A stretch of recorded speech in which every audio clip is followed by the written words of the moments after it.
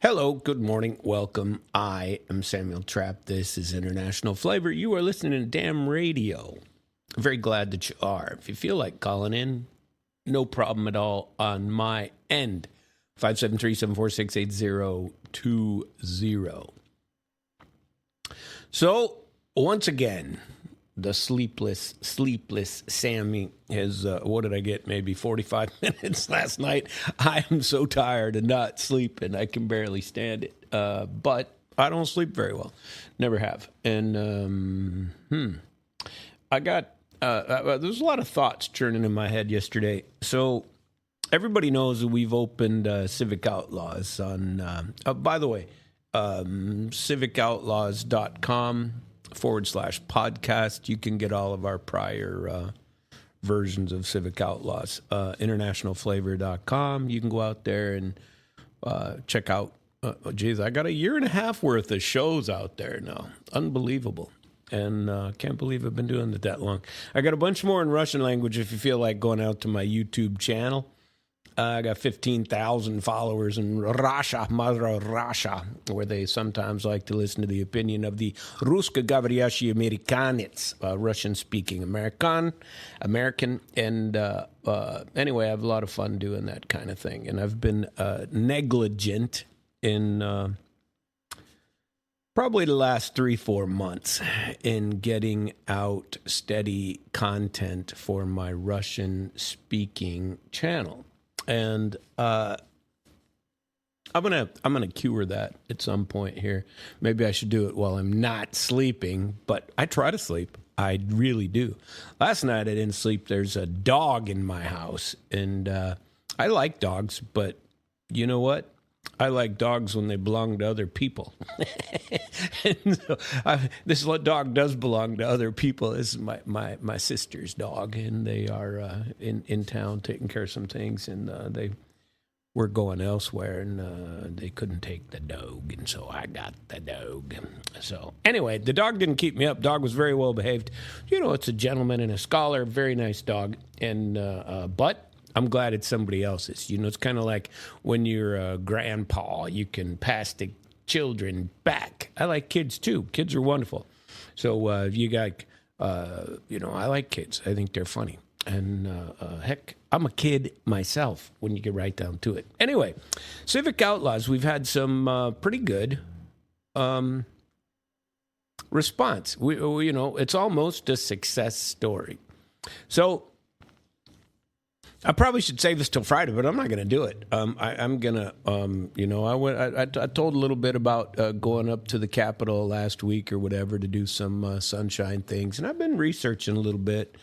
And I received a phone call yesterday from Benny Cook. We had a nice conversation. I've done a little bit of studying up on him personally, and I never meant to attack him, and I don't think I did. I might be a little blunt because that's just the way I am, but I don't mean anything by that. It's just, this has been true for my entire life. Either love Samuel Trapp or you just hate him. You can't stand it. There aren't any middle of the roaders. I could take him or leave it. Nope. Screw that guy, can't stand him, or, oh, he's a great guy. There is no middle of the road. And so that is unfortunate, but true.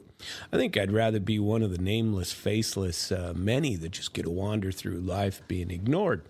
And so of late, I have been trying to be, a better behaved citizen, good human being, that kind of thing. And I've always been polite and decent to people, but I definitely stand up for myself and for others. I have no problem with that. But it's not from a point of view of, I might sometimes call people I don't know names, like important figures like, geez, what a moron. Lindsey Graham, what a nut. What the hell's wrong with that guy? I heard him again yesterday, and he's always on the TV. This idiot is now wandering around going, oh, geez, we need to take over the island of Kark down there. We got two two what do they call them? Marine detachments going. That's 2,500 friggin' soldiers. Okay, so you're going to take 2,500, 5,000 soldiers, right? And I'm going to take over Kark Island. Well, good for you. They're all going to get slaughtered on there because nobody's going to allow you to hold that island. And then you have zero defense left. What are you going to do? You can't hold the Straits of Hormuz. I watched a very interesting, I'm a news hound when it comes over there. And I watched a lady, I should play part of it for you because it was there are fuel shortages of massive quantities, and the price of, they call it petrol or benzene, stuff like that, in Pakistan and in northern India and Afghanistan and those places over there that Pakistan relies on its fuel from other places. And they have a lot of people living over there. Those are large populations. And they say that the prices, so about Palki Sharma or whatever her name is from Times of India. And I like watching her. In fact, I might look her up and play a little bit of her show because she is very well spoken, and it's well worth the effort to listen to this Palki Sharma. And she had a very, very good show on Times of India last night. It went too long. I don't have time to I don't like that show. The Russian versions, I like watching those. That's an interest to me, and it improves my Russian language or stuff like that. But Palki Sharma, that's all in English. And I don't really care. I can do that here, right? But I like watching Al Jazeera English. I like watching Times of India and a couple other Indian programs over there to get a different perspective on it. And so the Al Jazeera normally most of it comes out of the Qatar area, but there's plenty of different Al Jazeera nodes around the world, and you just get a different perspective, okay? And the Indian perspective, I tell you what, it's pretty important. And the talk about what is going on in the rest of the world, they think the old Trumpster is, they think he's out there. They think he's nuts. And they think he's lost his marbles. And, maybe he has. I don't know. But let me see if I can get to my history. I don't know what the hell I'm doing on the old computer here in the office. I need to be doing this in somewhere else where my history is that I have watched before, because Palki Sharma. But I tell you what, while we find it, because I want to listen to her, we're going to listen to Chicharina and Tutulala. No, we won't do that. How about some Polish deep house music, as they call it? That's what we're going to do whilst I find it, because I'm intended to find this and have it easily pull-upable, but so far it's not working out in to my advantage. So we're going to play some Polish music here. Hold on.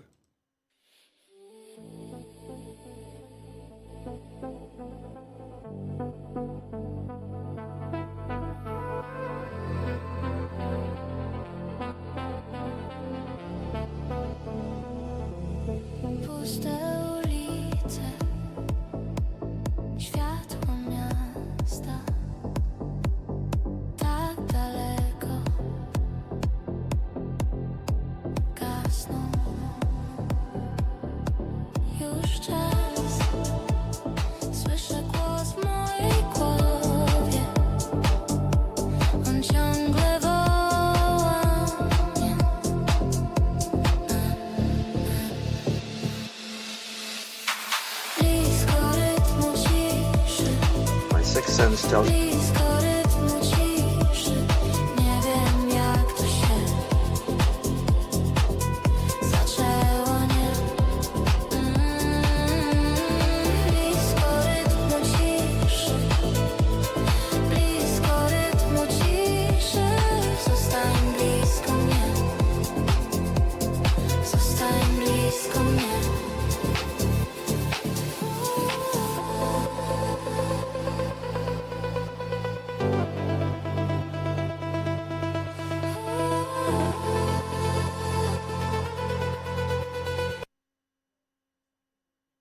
I don't care who you are. I just think that music is pretty, no matter how you slice it. That's 2026 Noczna Jadja I Relax.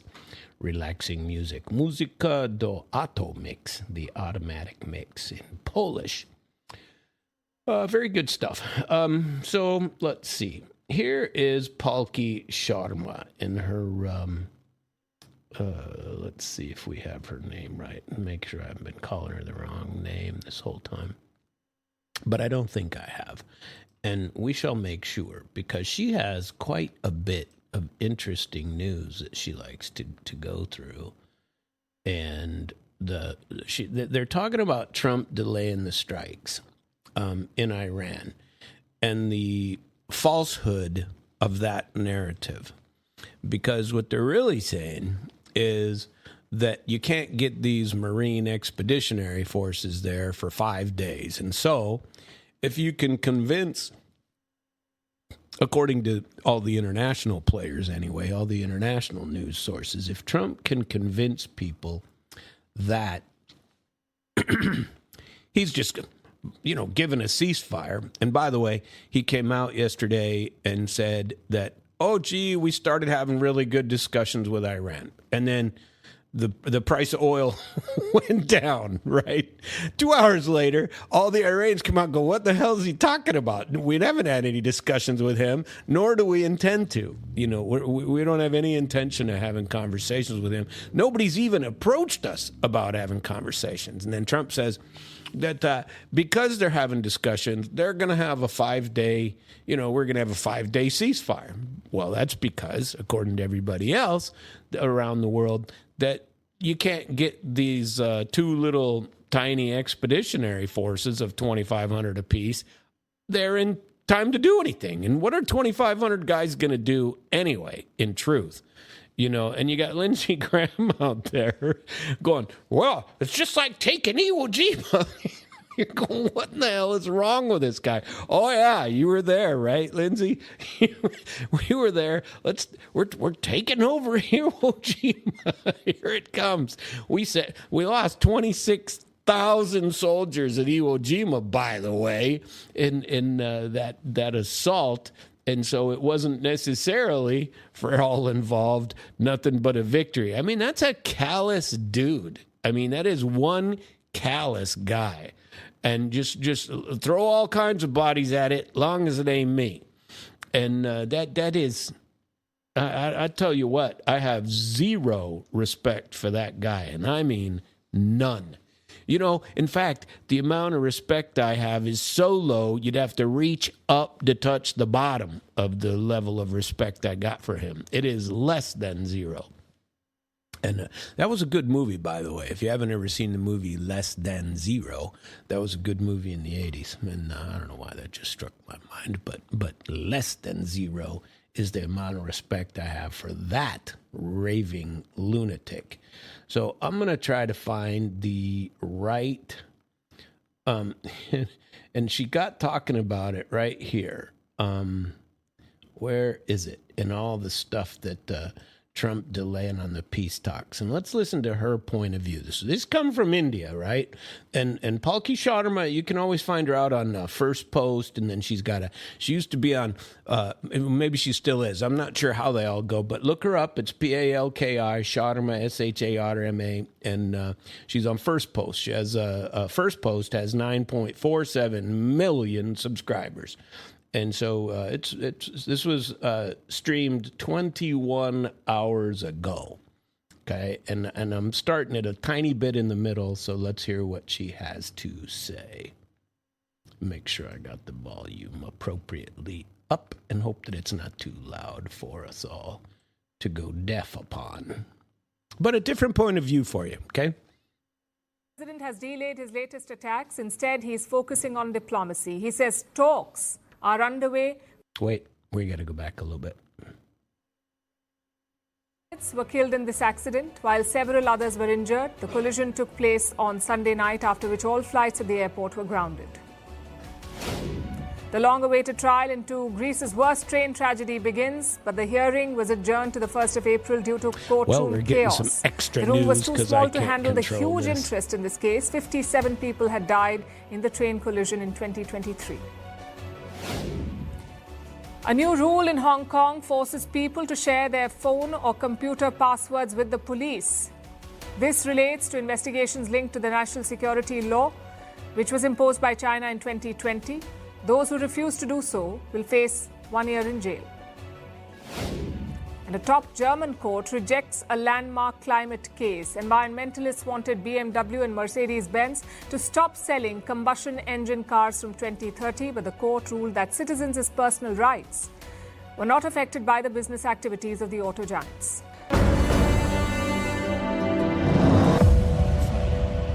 Finally, here we go. Sorry about that.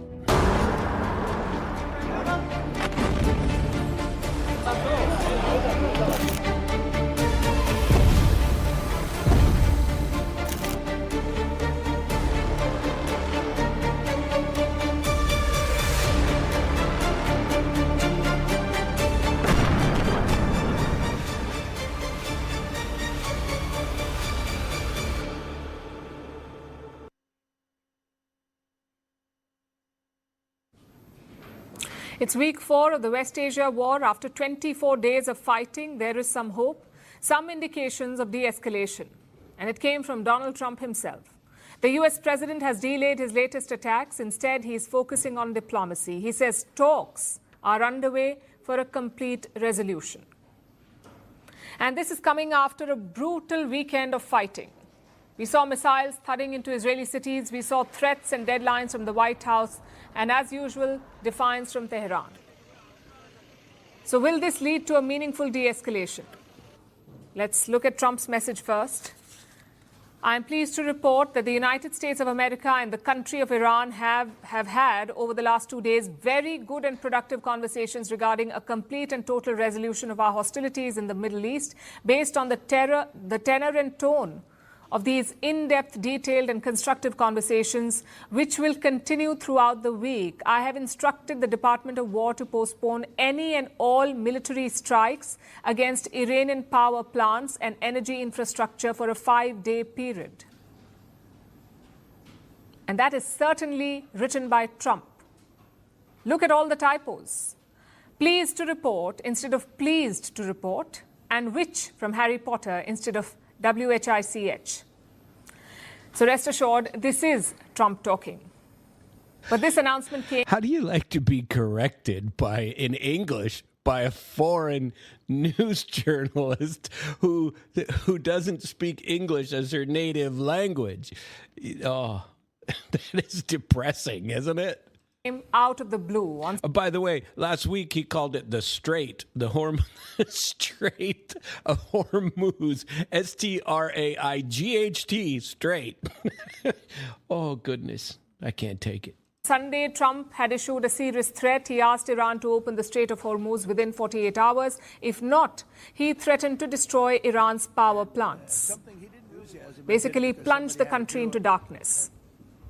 That 48-hour deadline was supposed to expire tomorrow morning, but now Trump has delayed it by 5 days. What's more, he says talks are underway to end the war. Now, just to be clear, only attacks on power plants have been delayed. The other attacks and operations continue. And yet, this is a sudden and stunning climb down. And what is Iran saying? Well, they have not confirmed direct or indirect talks, but their foreign ministry says efforts are underway to decrease tensions with the United States. So who exactly is Donald Trump talking to? The president says his team is speaking to a top leader, but not the supreme leader in Iran. He says if the talks succeed, the war will end soon. It's probably Lindsey Graham or Benjamin Netanyahu. We have had very, very strong talks. We'll see where they lead. We have major points of agreement. I would say almost all points of agreement. If they carry through with that, it'll end that problem, that conflict, and I think it'll end it very, very substantially. They want very much to make a deal. We'd like to make a deal too. We're going to get together today by probably phone, because it's very hard to find a country. It's very hard for them to get out. Will Iran still be able to control the flow of oil? Be jointly controlled. By who? Maybe me.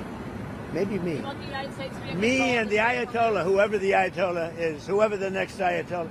Look, and there'll also be a form of a very serious form of a regime change. Now, in all fairness, everybody's been killed from the regime.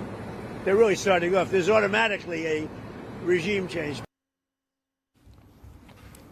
Nothing is clear yet. Some Israeli sources say the U.S. is talking to Iran's parliament speaker. His name is Mohammad Baghir Ghalibaf. Reports say he's exchanging messages via Pakistan, Turkey, and Egypt.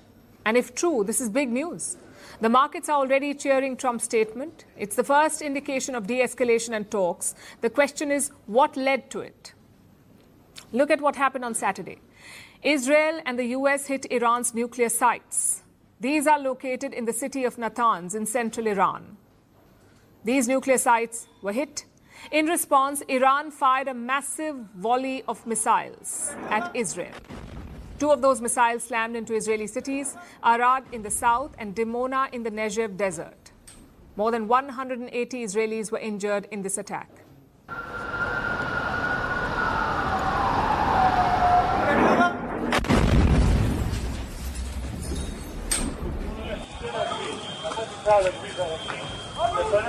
Showing some Dimona here. It's not good.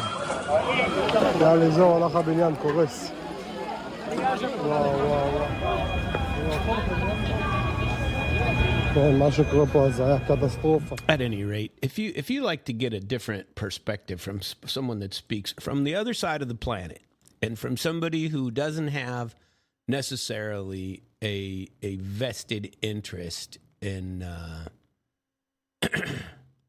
I don't know what, certainly an escalation, but they're talking about, so the big deals on her show, and her show is way too long to part off all the parts that I want to get. And to go to, for example, what is important for India right now. Because the rest of the planet, at least in the Western Asia side of the planet, and including India. So India, Sri Lanka, all of the places over in that general area, all the Stan countries, Georgia, all the way through Afghanistan and Azerbaijan, and then into Iran and all of those places over there, they rely very heavily on products that come through the Straits of Hormuz or through the Red Sea and through the Indian Ocean, okay? And so there was a long discussion on this, and there was a talk about the current, their planting season is starting right now for all of the big grains, your rices, your corns, all that stuff. This is when the monsoon season begins over there. And so they want to get all the rain. They want to get as much rain as they can. But fertilizer is extremely important, that they got to have this fertilizer. And all the fertilizer comes through those areas. So they're down on fertilizer, and their conflicts, including oil, talk about cooking oil, all comes through there too. And different products of, I forget what they call it. It's another shortened version, an acronym like liquid natural gas, LNG, but there's also liquid cooking gas, or it's a different acronym, but that all comes through there too. And so restaurants are shutting down. They're open like so many days, so many hours a day, and that's it. And the same is going on in Pakistan. And so the harm that this is causing the rest of the world, for the U.S. to take over the energy infrastructure of Iran, which I don't see happening. Trump is far more positive about that end result than I am, I don't believe it. And I've heard far too many stories, and she's pretty middle of the road. You know, Al Jazeera, they're not, and Russian, not, and all of those things that are going on are certainly worthy of understanding. Turkish TV, not, because they have English versions of Turkish TV too. And I like to watch various and sundry places where it comes in, and it's nice to get a different perspective, is all I'm saying. And some of these perspectives, well, most of them do not agree with all of the crap that is pumped into our ears, you know, the sunshine in very dark places. that are being pumped into places, you know, that it doesn't belong, and so I don't know. I'd like to see this over. I'd like to see Trump. I don't know what he's actually gotten out of it. Okay, so what has been obtained here? Well, we got regime change. That's not what you said you were after, at least the first day. You know, the next day you said, you know, it's changed so many times. We don't know what in the hell we're after. And I kind of believe along the lines of what I said yesterday. And I was leaning that way anyway. But after listening to the weekend or over the weekend to a bunch of people who might understand the Iran situation a little better than me, I certainly believe it now. And if I still think that we were kind of not dragged kicking and screaming, and we want to be there too. You know, you got our military industrial complex. Boy, they really want that extra $200 billion, and they want it. And so, you know, they're for any war.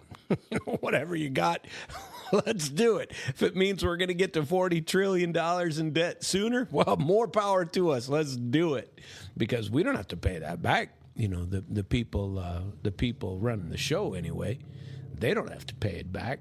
You know, America has to pay it back. And so that you know, I had a discussion with so now I've had it with several people because I've been floating this idea to people after somebody else floated the idea to me that all the debt is gonna be done.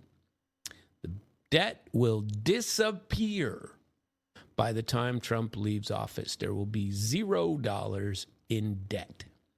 And I've heard more than one person allege this. A curious concept. You know what? I'd love to see it.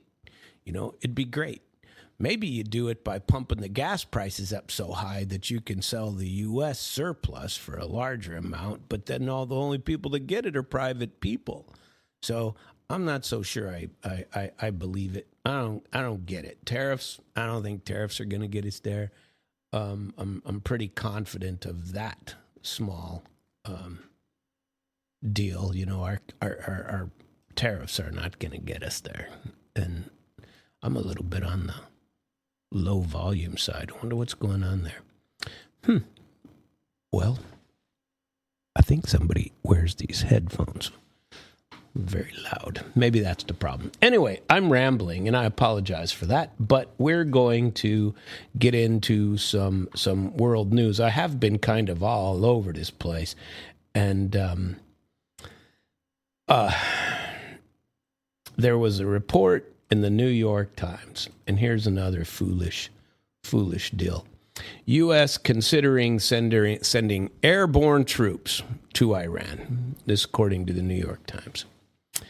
A brigade of some 3,000 paratroopers, U.S. military officials, are looking into the possibility of deploying airborne troops to capture Kharg Island. The New York Times is reporting, citing American defense sources. The U.S. struck military targets on the island, around 15 miles from the Iranian coast, in mid-March, but has refrained from hitting the energy infrastructure on that island.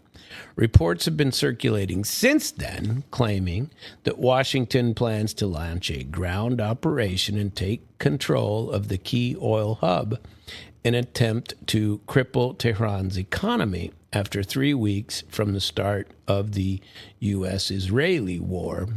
Why don't we call it what it is, you know? New York Times, the unprovoked, full-scale, massive war of aggression, Trump's war of aggression. Or are we going to be a Trump stooge if we say that? We're going to be a puppet of Trump if we say anything other than that. You know, if you don't claim it to be that, maybe you're a Trump puppet, right? Iran has been warning that it would set oil and gas facilities in the Gulf nations on fire if a move against Kharg Island is made. And on Monday, it threatened to retaliate by mining the Strait of Hormuz and all the waterways in the region. So last night I watched another video that was quite interesting on what they call micro submarines.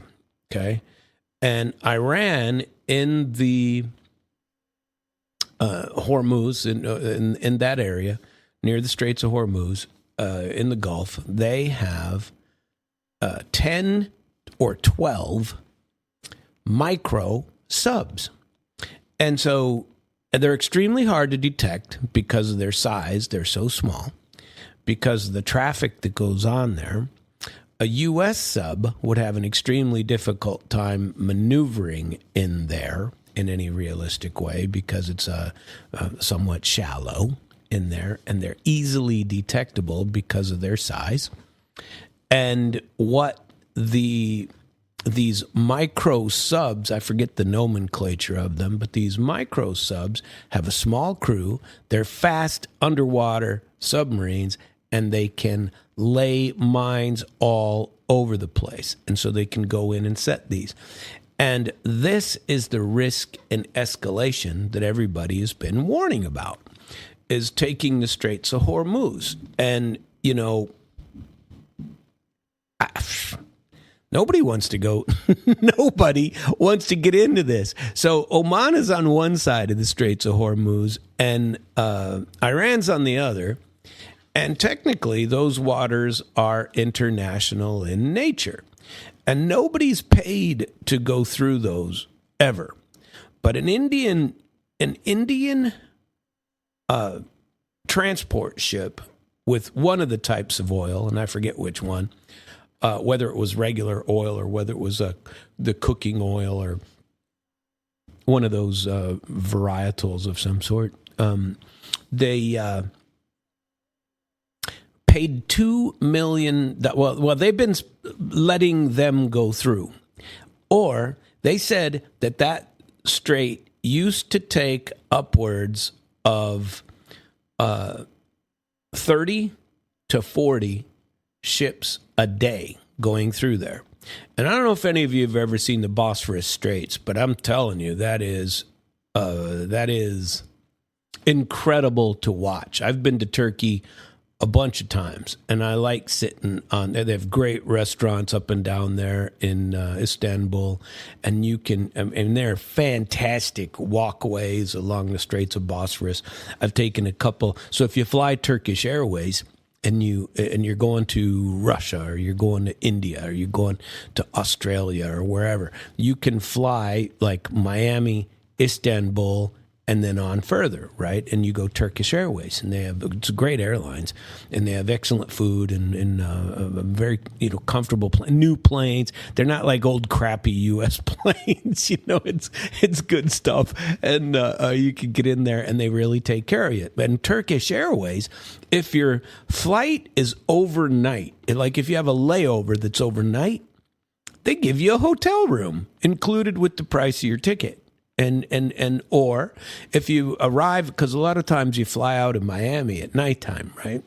And so if you fly out of Miami at nighttime, and it's about an 8-hour, 10-hour flight to Istanbul, and you fly to Istanbul and you stop and you get there in the morning, well, your flight might not be, for example, to Ufa or to Kazan or wherever inside of Russia, or even up to Moscow or wherever.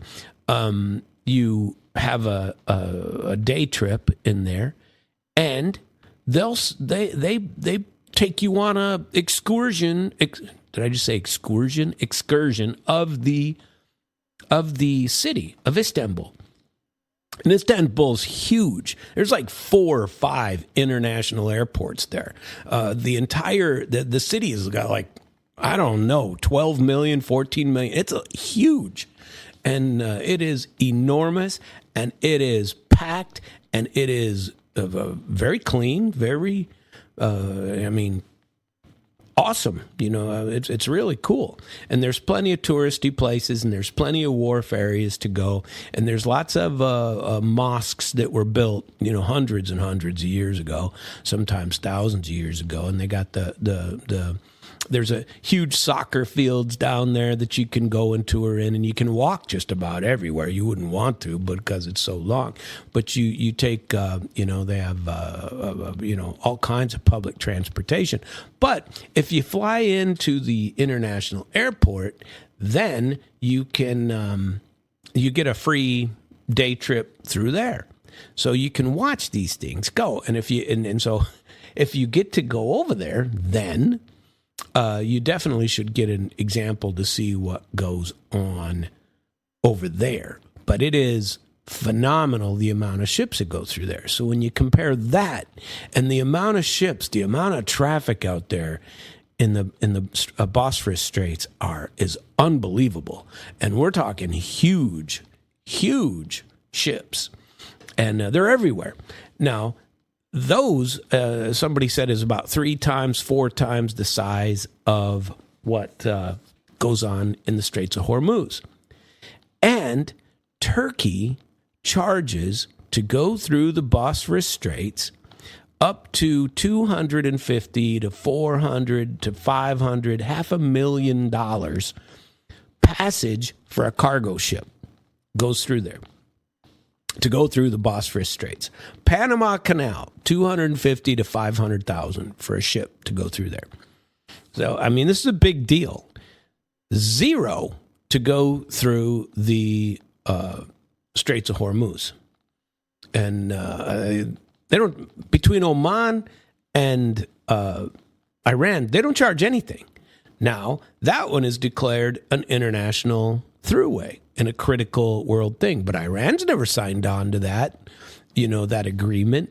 And just like Panama hasn't signed on to keep theirs open. They charge people. Bosphorus Straits, they keep it. There's a straits around Indonesia. I forget the name of it. But between Indonesia and the other islands in there, to get through there, those places charge money too. And a lot of people, there's Canadian ones that they charge you to get through those, Great Lakes and whatnot. Those aren't just open. People charge, and you got to pay a fee to go through.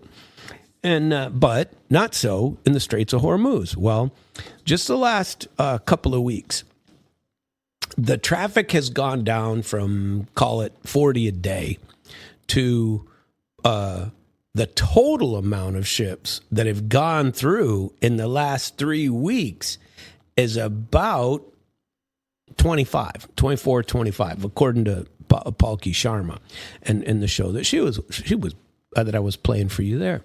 She says that their total amount that have been going through, the total amount is nothing. The total amount, it's like 1 to 2 a day. And one that went through yesterday, the only ones that they're letting them go free if they're coming through from Iran with Iranian products going to Iranian customers like India and like China and places like that, or with their products. They're letting them go through. But everybody else, nope. You're either not getting through at all, or over the last few days, they charged somebody $2 million to get their ship through, and they paid it. And it was a European-bound ship that charged $2 million. Now, it's quite a bit more than Turkey's going to charge you, quite a bit more than Panama's going to charge you, but at least you can get through. And you can get through. So I think we might be experiencing something different. I don't know. I'm interested to see what happens. But the U.S. going over there and claiming they're going to control. Trump says he and the next Ayatollah are going to control the Straits of Hormuz. But I don't know. We killed them all. What the hell are we going to deal with over there? We killed them all, and that's. I don't know. I'm very interested to see what happens over there. There was reports that, remember, just in the last over the weekend, Qatar was going to help resolve the problems between the United States and Iran because Qatar's always been a good middleman. Qatar has refused as well. They don't want anything to do with it. And so, there are no who's going to be the middleman. There's talk that Vladimir Putin or Xi Jinping might be the middleman. Now, I doubt that, frankly, but I've seen reports about that. So, but Iran has been saying if the Gulf states, the Gulf nations, and the U.S. and Israel especially, with the U.S. attempt anything on Karg Island, that 3,000 soldiers aren't from the 82nd Airborne aren't going to be enough. Your immediate response force or your Marine expeditionary group of 2,500. That's the 31st Marine Expeditionary Unit, which has been on its way to the Middle East now for 10 days. They're not there yet. This is a scenario where the paratroopers will augment the Marines, said some officials from the Pentagon, according to New York Times anyway. Despite being able to arrive swiftly, the airborne troops have no heavy equipment that is actually possessed by the Marines, but even that's not really heavy equipment. It's like, maybe Bradley style or even lighter than a Bradley that would need to repel possible Iranian efforts to take Kark Island back or just bomb the crap out of it because they couldn't stop that. And I've been saying this since this started, that if we're foolish enough to go and think that we would control the Kark Island, you can't control enough of the ground and the underground of those little mini submarines and the missile abilities of Iran in a way sufficient to protect those soldiers. That's a death wish, right there.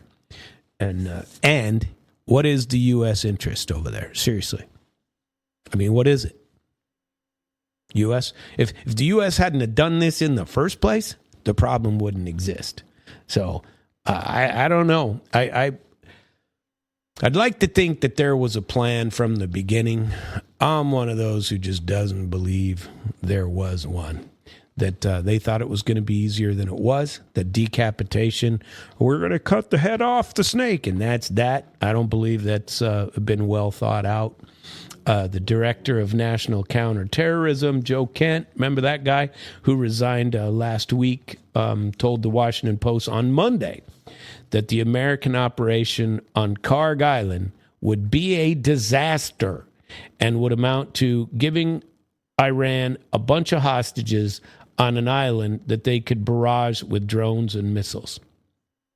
I don't agree with him completely, but I think it's a foolish move, no matter how you slice it. I don't know. Belgium is jumping in. Belgium has deployed military to protect Jewish sites in major cities around the country. Belgian authorities announced last week that the armed forces will begin helping the police guard Jewish places of worship and educational institutions in the capital, as well as in Antwerp and the Liège. And the decisions followed an attack on a synagogue and similar incidents in the Netherlands and after the launch of the U.S. I mean, people are reacting here. On Monday, Franken confirmed that the soldiers had begun their mission and posted a photo of soldiers in bulletproof vests and with rifles. I don't know. Let's see. Right before Trump posted about Iran yesterday morning and said that and I thought, and I'm telling you, I thought about this the minute I heard it. And I heard it yesterday morning on this show is when I first saw it.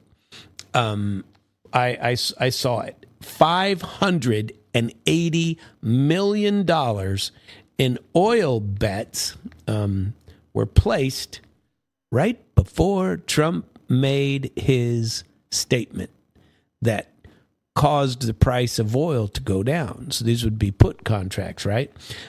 So oil traders placed more than $500 million in bets minutes before Trump announced productive talks with Iran on Monday, said the Financial Times.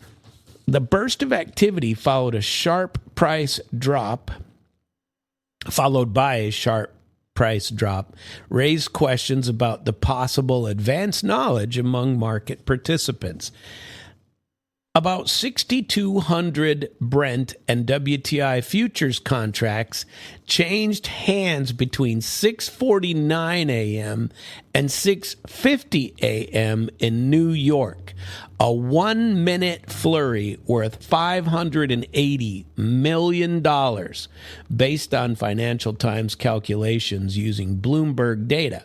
Volumes in both benchmarks, Brent and U.S. West Texas Intermediate, spiked simultaneously about 27 seconds before the 6:50 a.m., while S&P 500 futures surged right afterward. The trades were roughly 15 minutes before Trump said on Truth Social that there had been productive conversations with Tehran to end the war in Iran. His 7:04 a.m. post triggered a sharp sell-off in energy markets, while S&P 500 futures and European equities rallied as investors paired their bets into a prolonged conflict. It was unclear who was behind the trades, said the Financial Times. It's hard to prove causality, but you have to wonder who would have been relatively aggressive at selling futures at that point. 15 minutes before Trump's post early in the morning on a Monday, after he had just given a 24 or 48-hour deadline over the weekend. There's a lot of money to be made, a lot of money to be made in this. And under the rules of CME Group, the Chicago-based exchange, the Chicago Mercantile Exchange, that hosts trading in benchmark Brent and WTI crude, large trader positions must be disclosed daily, though the identity of specific traders is not publicly available in real time. The concentrated 1-minute spike stands out even against typically high trade volumes, which is usually do run into the hundreds of thousands of contracts over a full session. The timing of the trades and who could have benefited raises questions, though the White House pushes back, denying that any administration official illegally profited from the insider knowledge. I wonder if Nancy Pelosi made any money of this. Every time there's some crap, or Lindsey Graham, everybody becomes a multimillionaire as soon as they become elected into Congress. Everybody does it. And so as soon as somebody knows, I guarantee you they got somebody on the phone making trades. I have zero faith in the fact that these guys aren't doing it. None. I mean, zero. The only focus of President Trump and Trump administration officials is doing what's best for the American people, spokesperson Kush Desai said, calling any suggestion of insider profiteering baseless and irresponsible. Iran's parliamentary speaker, Mohammad Bagher Ghalibaf, the one that Paul Kisharim was talking about, denied any talks with Washington, sent global stocks lower and lifted the energy markets. He said fake news was being used to manipulate oil and financial markets and to help the United States and Israel escape the quagmire they face in energy pricing. Now, that I believe. Whether it's to benefit any particular person, I have no doubt that if Trump thought that was the best thing to do for America, he would do it. If he's listening to Sam's show and Sam is sitting there going, man, 4 short weeks ago, I was, praising the fact that I was only paying $2.49 a gallon.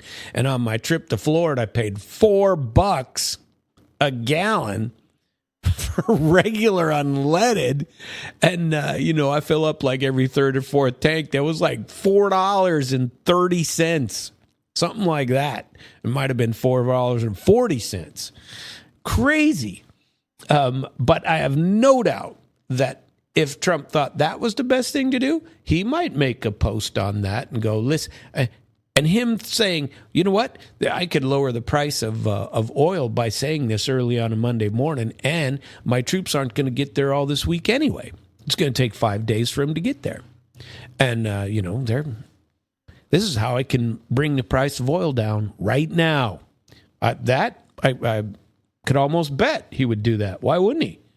But, whoever makes the money, you don't care. But if there are people that actually knew about it and were going to make some money off it, well, it wouldn't surprise me if somebody took that. So oil prices rebounded, went right back up the next day, Tuesday. Brent is now back at 103 a barrel, and the other WTI is 91 because now it's still uncertain. Isn't that crazy? So Russia yesterday, let's see, there was big news out of Russia saying that their competitors, there was all kinds of news about some sort of rocket going across the skies in northern Russia. Come to find out, they announced that and I forget what it's called, unfortunately, but their answer to Starlink was discussed, and they have sent a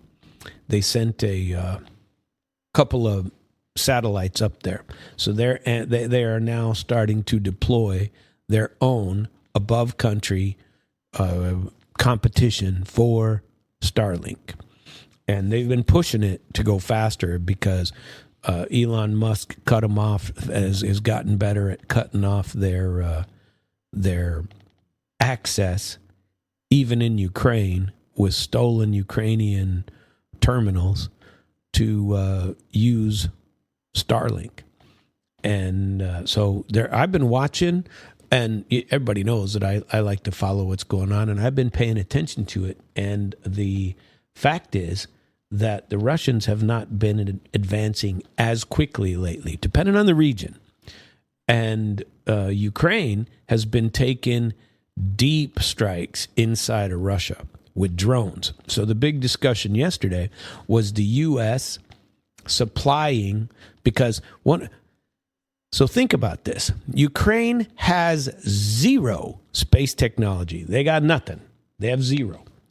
And they cannot, they don't have any ability to have satellite communications or anything like that. It just doesn't exist, right?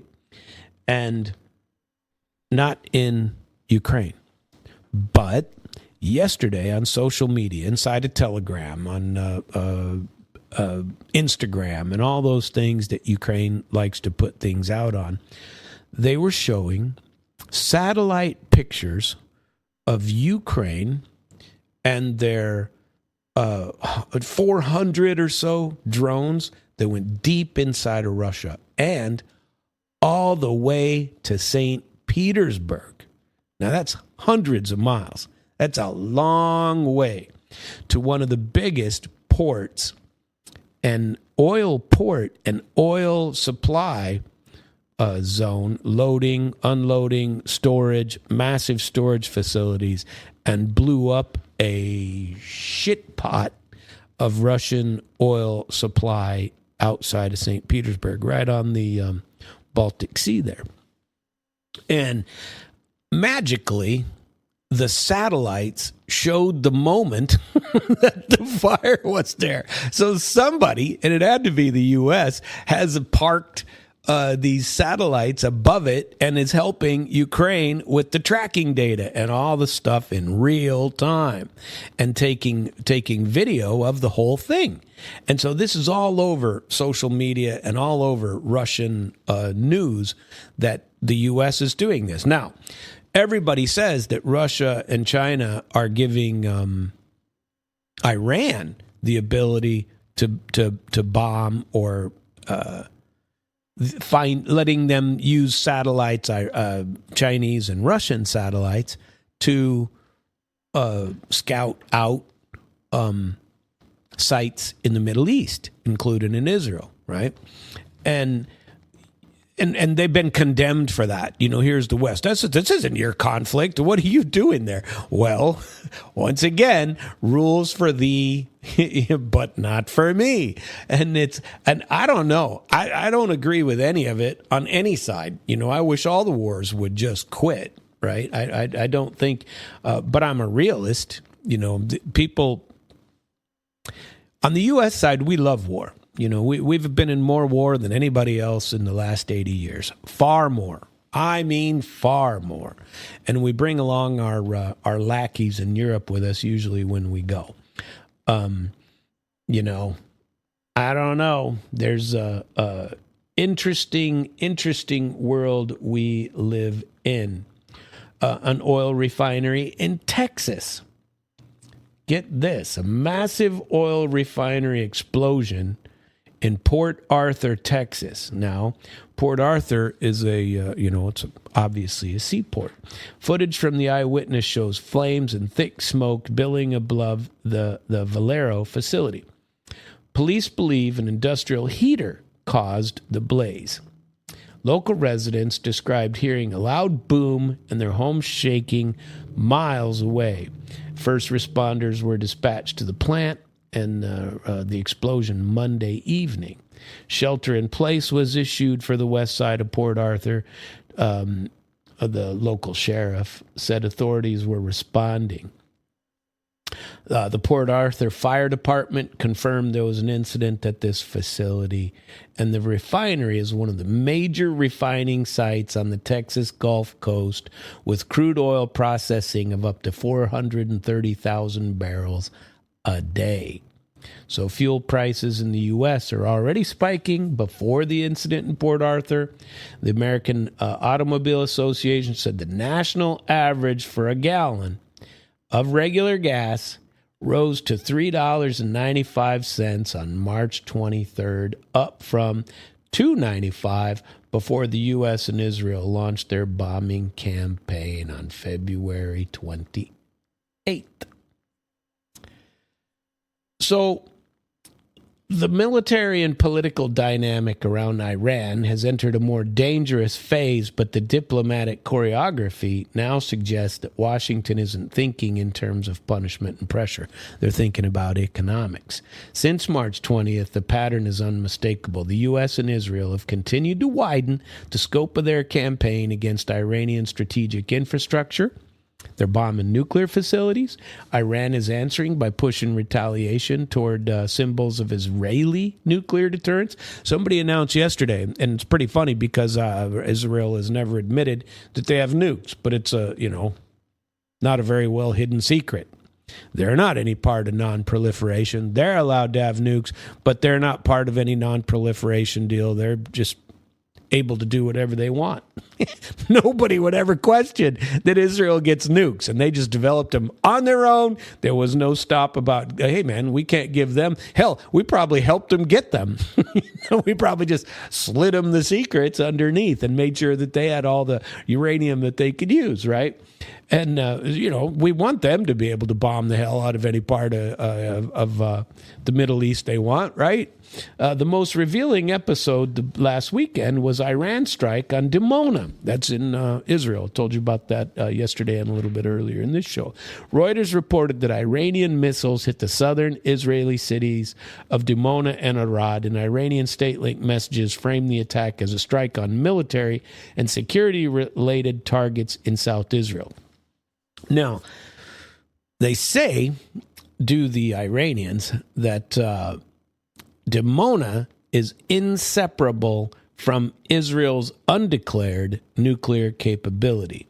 And whether Tehran intended to direct a military message, a political signal, or both, the meaning was pretty clear. Iran was demonstrating that if its own nuclear infrastructure is being treated as a legitimate target, it is prepared to impose new and strategic costs on the Israeli side by moving the conflict closer to Israel's most sensitive geography, nuclear, by the way.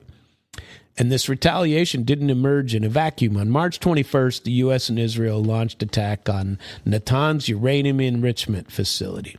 This wasn't another round in a familiar exchange. It was a move against one of the core nodes of Iran's nuclear program. And so against one of the central pillars of the Islamic Republic's strategic identity and bargaining capacity. And once Natanz was struck, again, the logic of reciprocal signaling is, just keeps going up. It's always one-upsmanship, always. Tehran could not afford a response that looked routine. It needed one that restored the principle of deterrence. By demonstrating that Israel has also nuclear geography and that it's no longer outside the circle of retaliation. So on March 20th, the war has therefore been moving on two tracks at once. The first is operational escalation. The second is political reposition. On the escalation side, Reuters reports a widening conflict in which attacks on energy structure, missiles, military, and nuclear sites are interacting with one another in a way that magnifies the regional risk. Earlier strikes on Iran's South Pars gas field, which is owned jointly with Qatar, and the Asayula processing hub had already added a full energy dimension to the war. That matters because energy infrastructure, at least in this area, is not just another class of targets. It is the point at which regional warfare causes global economic problems. And so this is the background for Donald Trump's ultimatum regarding Iranian energy targets. Reuters reported on March 22nd that Trump threatened Iran with strikes on power plants, while Iran said, well, do that and we'll retaliate in kind against Gulf energy and water infrastructure if the attacks go ahead. In other words, Washington moves from a coercive rhetoric toward the edge of a decision that could have, taken a regional war to a direct systemic shock for the entire area. Not just for oil and gas either, but maritime security, water for everybody, and allied infrastructure all the way across the Gulf. And then yesterday, Trump announced that because negotiations had already been underway for 2 days, were they? And because there were, in his words, major points of agreement, that he could postpone a decision on military strikes for another 5 days. Reuters, Axios, Washington Post, CBS, and other outlets all reflect the same central fact. The White House was no longer speaking the language of imminent escalation. It was trying to construct a political case for delay. Now, I believe it has something to do with the fact you can't get any soldiers over there. Anyway, not anytime quick. The Iranian response was immediate. Tehran denied the negotiations were taking place, said that no meaningful communications had occurred with Washington. Iran publicly rejected Trump's characterization of talks, and Iranian officials stressed the country had not entered into any kind of channel that the American side was implying. Negotiation, reduction of hostilities, anything. This denial is central to understanding what's going on at present. Tehran does not want to give Trump an easy diplomatic headline, particularly one that can be presented domestically in the U.S. as proof that we're winning, as proof that military pressure has bent Iran to submission. That is why the mediation story matters. Axios said that Turkey, Egypt, and Pakistan have been passing messages between Washington and Tehran, and that senior officials from all three of these states have had separate contacts with White House envoy Stephen Witkoff and Iranian Foreign Minister Abbas Araghchi. This shows that diplomacy is allegedly being rebuilt through a distributed architecture rather than a single channel. This kind of mediation allows both sides to test terms, map red lines, lower the temperature without paying a political price of direct acknowledgement that something is going on. It's diplomacy under conditions of mutual denial. And that is often the form diplomacy takes when both governments still need the conflict narrative for domestic reasons. I don't think we need it for direct reason. I think we need to dial it down some here locally because the bulk of Americans are not for this conflict, not remotely.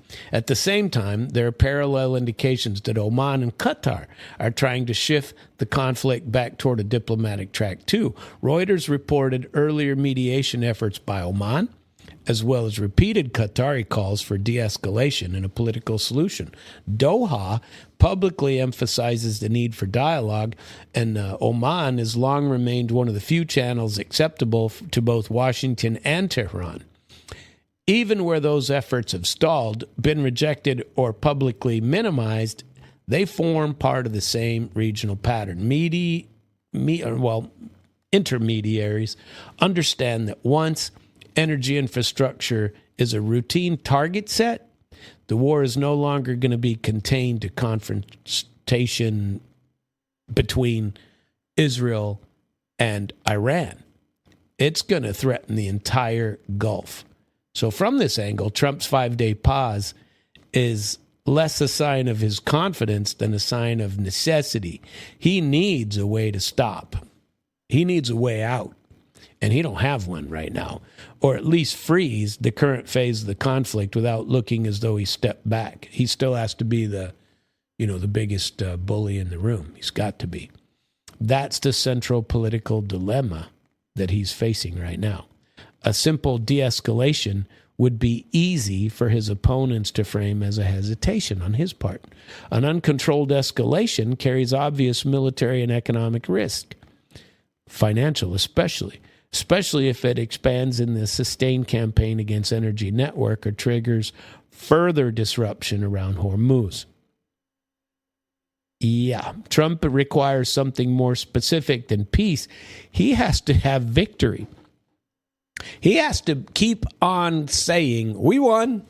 He declared victory 2 days in. We win. That's it. If we win, why in the world 24 days later are we still fighting? Why in the world are we still exchanging missiles back and forth? That victory that elusive victory doesn't have to be substantive in strategic term. It just has to be legible to those who want him to win, to have a victory politically. Trump needs to be able to tell the electorate that force produced results, even though they haven't. That Iran was pushed toward concessions, and that American resolve restored deterrence, and that he chose the timing of restraint from a position of strength, not because he had to. This is why the White House has focused on progress, productive contact, major points of agreement, and it went from one extreme to the other over the course of 24 hours. It is building a narrative for a pause that can still be marketed as success. There's a harder reason for this as well. Energy markets are too close to the center of this war. The conflict has disrupted output, sent prices upward globally. Like what I was telling you about Pakistan and people not being able to get anywhere. Do you know an interesting story in Pakistan? Okay, they have huge soccer fields, huge cricket fields, and the season is upon it, right? So they play cricket over there, and they have huge statements. Guess what they're doing? They, even going on public transport, there will be no fans in the stadiums. Why? Because they have to reduce the amount of gas. They don't want people coming there. They don't want any cooking to go on. They want people to stay at home and watch them. I mean, they're going through some stuff. Okay, we've gone up, by 25%. How much our gas costs. But over there, they aren't even allowed to go The government curtailed it and said that nope, these venues are closed. We still want the games, and they held the games, which used to be held all over the country, are now only held in 2 cities. All the games will be held in 2 cities, and then televised, and no fans in the stadium, none. And so people can still enjoy their cricket, but they got to do it from home. Nobody can go anywhere to watch a cricket game, soccer too. That's what they've been doing. So the conflict is disrupted output. Prices are astronomical. Strikes on energy facilities across the Gulf highlight just how quick regional confrontation tears out a global market emergency. I don't think America significantly thought about it before they did this. I really don't. Or the arrogance, just like in Ukraine. Oh, geez, all we got to do is push. We're the West. We helped Ukraine build a 1 million-man army. Where is it now, friends and neighbors? Where is it? Same thing's going on in the Gulf. The expected result didn't occur as quickly as they thought it would overnight. And in fact, it could go on for quite a bit longer. Washington cannot treat escalation against Iranian power and energy assets as a purely military option. It's a decision about inflation, shipping, vulnerability of their own allies, and the political economy of the U.S. itself. You got people like Samuel Trapp saying, what in the hell is this? Why in the world am I paying more than $1 more a gallon than I was paying a month ago? You destroyed everything that you had done in this year. So 2025, I thought Trump, there were things I was unhappy with, but I thought he had done a pretty good job. Things were looking pretty good. I liked most of the U.S. things that he has done. I've never been much of a Trump fan as far as international politics. International diplomacy is not a business deal. It just isn't. It's a different set of skills. It's a different reality. And I think he is less than stellar at this. You can't treat people like you're the real estate mogul from New York when you're supposed to be the president of the United States. And he's dictated to everyone around the world what they will do. And I think he's given up on some of the key things that he said he wouldn't do, namely war. I'm the president of peace. I played that for you last week. Should play it again. Because there's, you can go out on YouTube and find this video. It's called, 4 minutes of Trump saying no more war. Reality is especially important for Trump. He is not simply managing a war. He's managing domestic consequences of war in a political system that is quite sensitive to fuel prices, market volatility, perceptions of strategic international drift.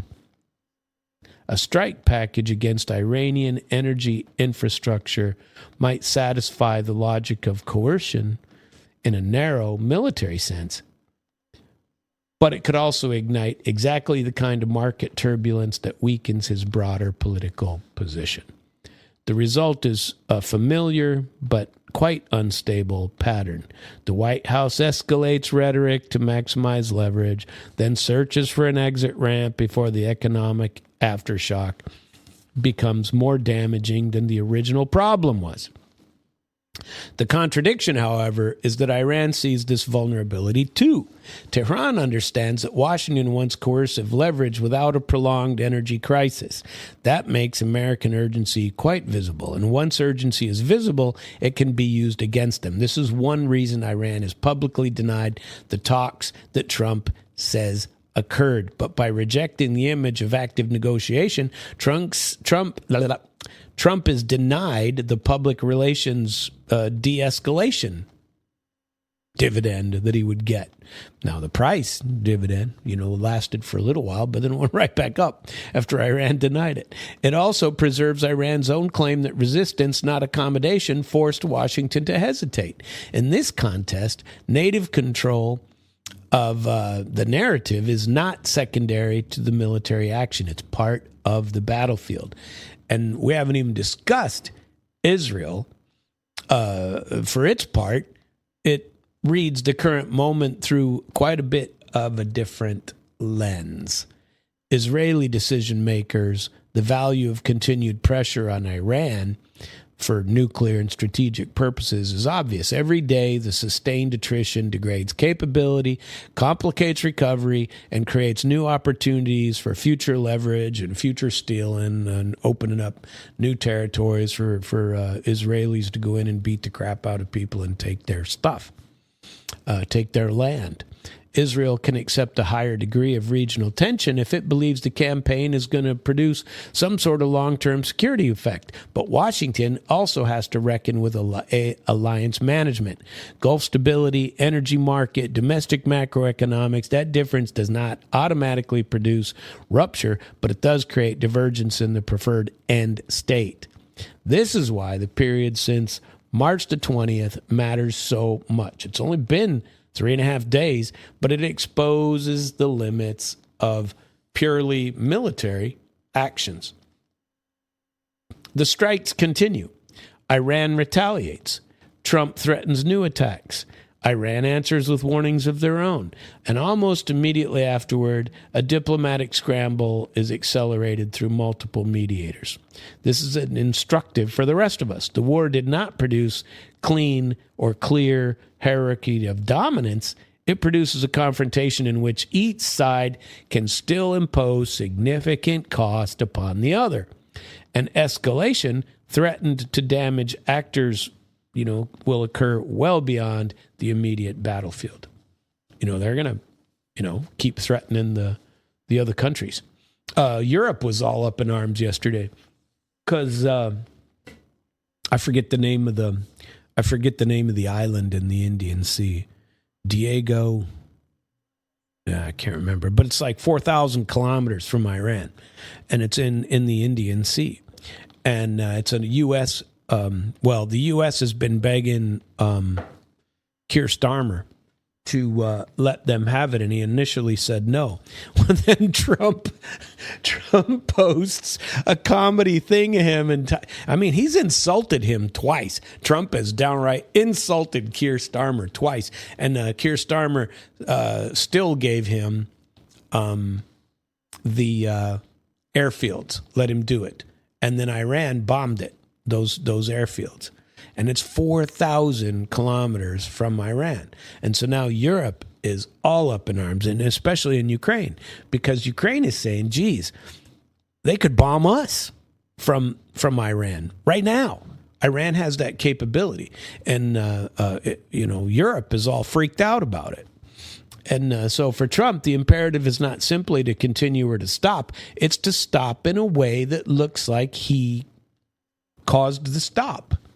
That he needs to preserve his image of pressure while increasing, the weight of mediation. He has to claim that Iran begged him to stop first, because that's what he's been saying, even if the practical mechanism is contact through third countries, like Pakistan, like Turkey. He needs a diplomatic pause that he can sell as a product of his coercive success.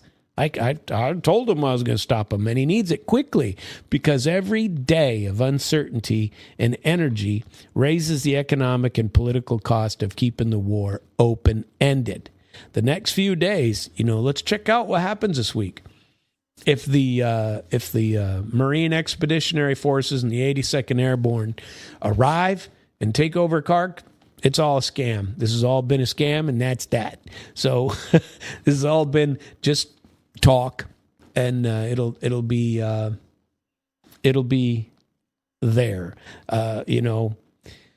Next few days, real question isn't whether either side can escalate. They can, for sure. The real question is whether the mediation efforts, Turkey, Egypt, Pakistan, Oman, Qatar, and anybody else, can produce enough diplomatic leverage for Washington and Tehran to step back without either one openly admitting defeat or retreat.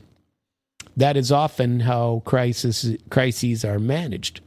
But Iran doesn't want something that doesn't finalize this. They already did that last year. And this one started without anything. It just started. They were in the middle of negotiations, and right in the middle of it. And everybody knew that, at least on the American side, that Israel was going to bomb the crap out of them anyway, whether or not, there was success or anything like it. That's just how it went. And that's unfortunate, really. I having worked in that field, having sat at the table with our own nuclear weapons treaties, both INF, the Threshold Test Ban Treaty, and the Start of START treaties. I'm not saying that you should be foolish enough to believe every single word the guy across the table from you is saying, because each country has its own interests at heart. But if you can't at least agree to be somewhat transparent with these guys, if you don't have the same interests, you shouldn't be sitting at the table. And right now, Iran has no reason to believe anything that Israel's going to say. Israel will start this back up in another year. No problem. They'll just wait, and then they'll do it again, and then everybody will blame Iran again. That's just how it goes, and I'm not saying they're not to blame. I'm just saying, Israel definitely gets away with it, for sure. But what is now visible is that Trump is looking for a reason to stop the conflict before it imposes costs that he doesn't control. But he can't just stop. He has to show success first. And so far, he cannot. That is why the language of progress has appeared so suddenly. That's what I believe. That is why the 5-day delay matters. And this is why the denials from Tehran are equally important. One side is trying to manufacture a victory before de-escalation. The other is trying to deny that a victory is still leaving room for maneuvering. Between these two lies the present diplomatic opening, which is very narrow but also real, shaped by oil, optics, and political calculation. In the end, the Trump administration appears to have walked into a trap set by a political logic of Israel's current leadership. I believe that. This is not America's war. It never was. This is a conflict in which there are, in reality, no true winners of any of the major states directly exposed to the consequences of it. The United States is strategically overstretched. There's higher energy prices and a new cycle, a brand new one of regional instability. Iran faces mounting military, economic, and political pressure with no guarantee that endurance alone will improve its position. But they're in a, what do they call it? An existential fight. That's what they believe. They believe, you know what? If we agree to something right now, here's exactly what's going to happen. A year from now, Israel's going to come bomb us again. And the U.S. is going to jump in again and blame it all on us. Right in the middle of negotiations, just like Israel has a habit of doing. You don't like what's going on or you don't like a leader, you bomb Qatar to blow the guy up or try to. The wider region is forced to absorb the shock of insecurity, market disruptions, the danger of uncontrolled escalation. Even ordinary Israelis are unlikely to emerge from this confrontation from a position of strength, because prolonged war also means for them fear, loss, economic strain, normalization of permanent emergency. But for the ultra-right forces in the Israeli government, that picture's different. For them, the conflict can still be presented as a form of political victory, because Netanyahu has already said, I've been waiting for this for 40 years. I've been wanting to do this I've been threatening to do it and telling everybody what I'm going to do for 40 years. Why was anybody surprised? Really? And we all knew that the U.S. was going to jump right in bed with him, and that's exactly what we did. Because every new round of escalation brings Israel closer to the long-standing goal of permanent confrontation, maximum security centralization, and the destruction of any compromise. In that sense, Washington is now trying to escape a crisis whose costs are broadly shared, but the actors most ideologically invested in escalation continue to see it not as a disaster, but as an opportunity to finalize it. Now, most of that, there was a lot of commentary of my own in there, but most of that thought process came from a guy who's the president of Middle Eastern Studies and a visiting lecturer, guy named Murad Sadigadza. And he's got a Telegram channel if you're interested in that. But it's an interesting take on that. So the EU is trying to control the elections in Hungary for Viktor Orban. They're coming up, I forget when. It might even be in April. But Hungarian foreign minister has been wiretapped by EU spies. He accuses his political opponents of working with the EU to spy on his government. And he ordered an investigation into the alleged wiretapping of Foreign Minister Peter Szijjártó by one at least EU member state. The operation was aided by a Hungarian opposition journalist, and the probe was announced on Monday after the Post and Politico published reports claiming that Szijjártó phoned Foreign Minister of Russia, Sergei Viktorovich Lavrov, during breaks in the EU meetings to give Lavrov live reports on what had been discussed. The report cited unnamed European security officials.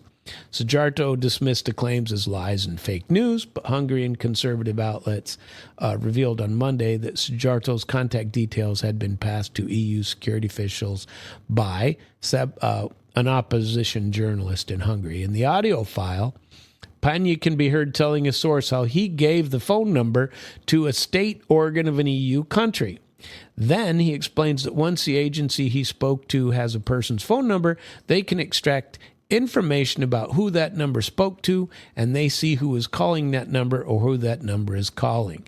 In a Facebook post on Monday, Panya confirmed that he was the person on the recording.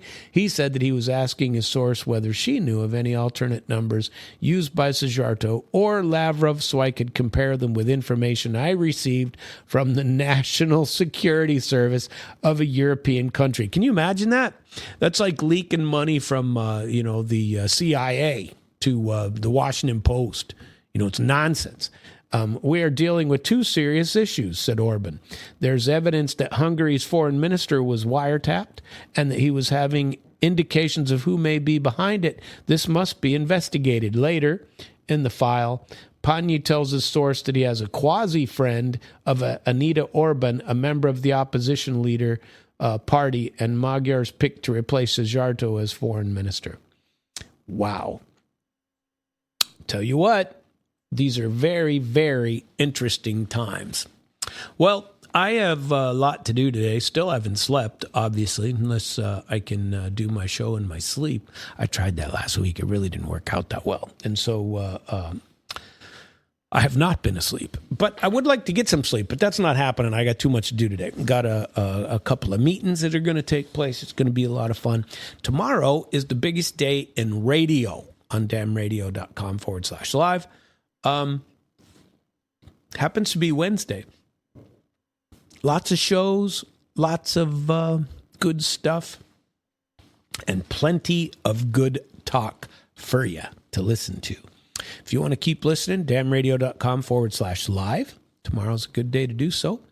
You can go to damnradio.com/podcasts and listen to all of the great content here. You can listen to music 24/7 by damnradio.com/live. If you ever want to listen to international flavor in its entirety from any place you would like to, all you got to do is go to internationalflavor.com.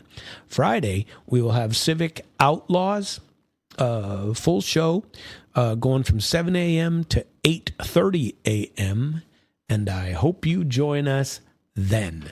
I very much look forward to chatting with you again tomorrow. Have a very nice day.